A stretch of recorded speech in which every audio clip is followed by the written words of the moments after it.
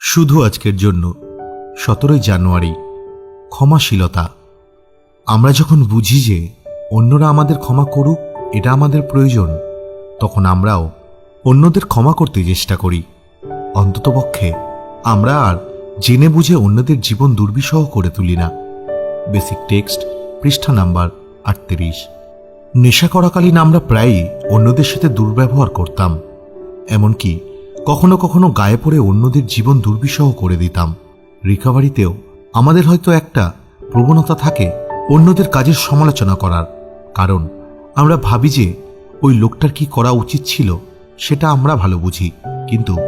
কিন্তু রিকভারিতে এগিয়ে চলতে চলতে আমরা প্রায়ই দেখি নিজেদেরকে মানতে হলে আমাদেরকে চারপাশের লোকেদেরকেও মানতে হবে।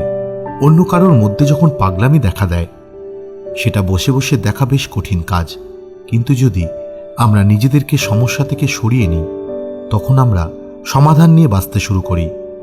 আমরা যদি অন্যের কাজকর্মে আঘাত পাই, আমরা ক্ষমাশীলতার নীতিটা ব্যবহার করতে পারি। শুধু আজকের জন্য আমি অন্যদের থেকে ক্ষমা পাওয়ার চেয়েও সাগ্রহে ক্ষমা করার চেষ্টা করব।